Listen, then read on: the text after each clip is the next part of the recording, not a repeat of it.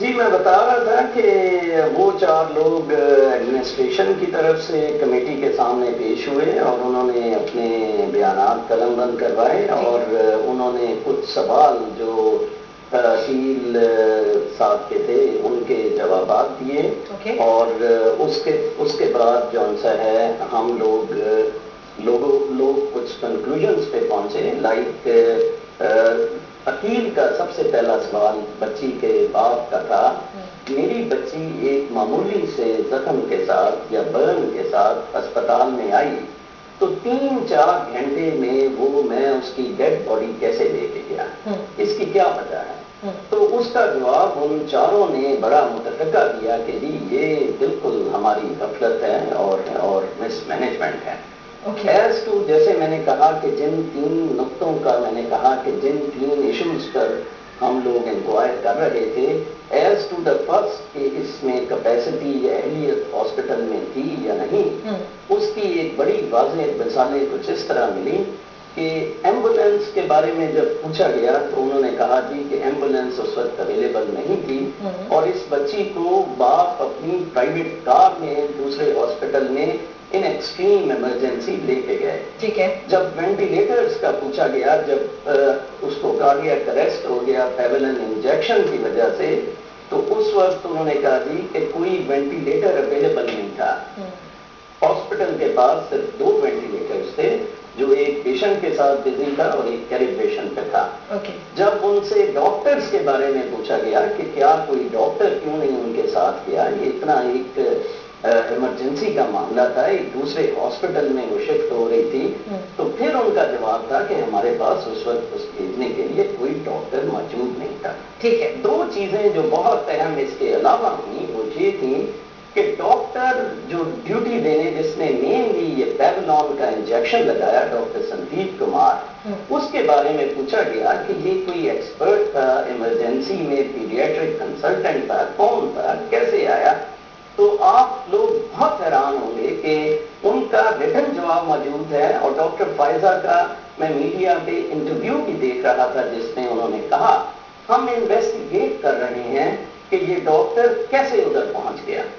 4 دن incident ہونے کے بعد top administrator of the hospital یہ کہہ رہی ہیں کہ ہم انکوائر کر رہے ہیں, جس پہ ایک کمیٹی کے ممبر نے کہا کہ اس طرح تو ہو سکتا ہے کہ ٹیررسٹ ادھر آ کے ڈیوٹی دینے لگ پڑے. یعنی یہ ڈاکٹر وہاں کا ملازم نہیں تھے, یہ ڈاکٹر سندیپ کمار جس نے اس بچی کو اٹینڈ کیا, یہ لوکم پہ ادھر تھے. ہم نے ان سے پوچھا آپ کے لوکم کے کیا قواعد و ضوابط ہے. لوکم ایک طریقہ ہے جہاں جب کوئی چھٹی پہ ڈاکٹر تو اس کو ریپلیس کیا جاتا ہے. انہوں نے کہا جی لوکم کا طریقہ یہ ہے کہ جو ڈاکٹر نے چھٹی پہ جانا ہوتا ہے وہ ان ایڈوانس اپنا سبسٹیٹیوٹ بتاتا ہے, جس کو head of the department interview کرتا ہے اور اس کی پھر ریکمینڈیشن پہ انلیس اسے اپروو کرتا ہے وہ ادھر لوکل نہیں دے سکتا. ٹھیک ہے جی, چلے یہ اب آپ نے بتایا کہ 4 دن بعد ڈاکٹر فائزہ نے یہ کہا کہ ہم انکوائر کر رہے ہیں کہ وہ ڈاکٹر کہاں سے آ گئے. ان ڈاکٹر کے حوالے سے بھی کافی سوال ہیں, لیکن عوام کی آواز کو ہم ساتھ ساتھ ضرور انکلوڈ کریں گے. 3227086166 تک ہماری لائنز اوپن ہیں.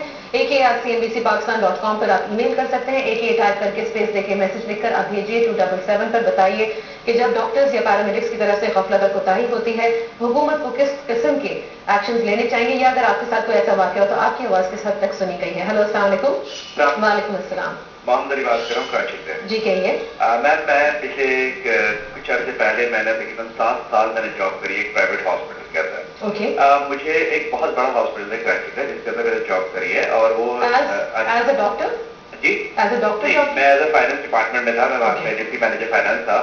تو میں نے ابھی ریسنٹلی صرف اپنا پروفیشن صرف اسی وجہ سے چینج کرا کہ یہ جو میڈیکل کی لائن کے اندر, میڈیکل کی فیلڈ کے اندر جتنی لوٹ مار ہے آپ یقین مانیں کہ میں بتا نہیں سکتا ہوں. جو کیس جس سے ڈسکس ہو رہا ہے یقین مانیں کہ یہ صرف پیسے کی بیس کے اوپر انہوں نے اپنی عدالتی سسٹم کے تھرو انہوں نے اپنی بیلز کرا لی, اور کوئی ایک بندہ بھی جس کی بچی مری ہے اس کو دکھانے کے لیے کم از کم اتنا تو کر سکتے تھے کہ ایک دن ان کو جیل کے اندر رکھتے, ایک دن کے لیے ان کو جیل میں رکھتے کہ نظر آتا کہ نہیں. علی صاحب میں آپ کو بتاتی چلوں کہ جس وقت جو ڈاکٹر سندیپ کمار ہے اس وقت وہ فزیکل ریمانڈ پہ ہیں, ساتھ میں ان کے جن کا انہوں نے ذکر کیا ضیاء بخاری صاحب جو کہ جنرل مینیجر ہیں ڈاکٹرز ہاسپٹل کے, وہ بھی اس وقت فزیکل ریمانڈ پہ ہیں. جو ریمیننگ ڈاکٹرز کا آپ ذکر کریں جن 4 ڈاکٹرز کو بیل پہ چھوڑا گیا ہے वो बेल इन बॉन्ड जो होती है 50,000 रुपए जमा करवा के उनको बेल दी गई है 17 दिसंबर तक के लिए। देखिए बिल्कुल प्राइवेट, अगर आप इसको मेडिकल हिस्ट्री को पढ़े, आप मेडिकल के लॉ को पढ़े, तो उसके अंदर कंपलसरी है कि अगर इस तरह का किसी हॉस्पिटल के अंदर होता है तो ऑनर भी उतने ही रिस्पॉन्सिबल होते हैं किसी भी चीज के अंदर। ऑनर्स ने सबसे पहले पे कराए। ठीक और है, हमारे अदालत। ओके, मैं समझ गई जो आप कह रहे हैं। Thank you so much for calling us. I am really sorry, can't continue with more calls because बहुत सारे लोग वेट कर रहे हैं। आई एम श्योर कि मानी के केस के बारे में और अपने केसेस बताने के बारे में बहुत से लोग बहुत कुछ कहना चाहते हैं। हेलो, अस्सलाम वालेकुम। Hello, I think we'll have to move on to another collar. Hello, अस्सलाम वालेकुम। हेलो।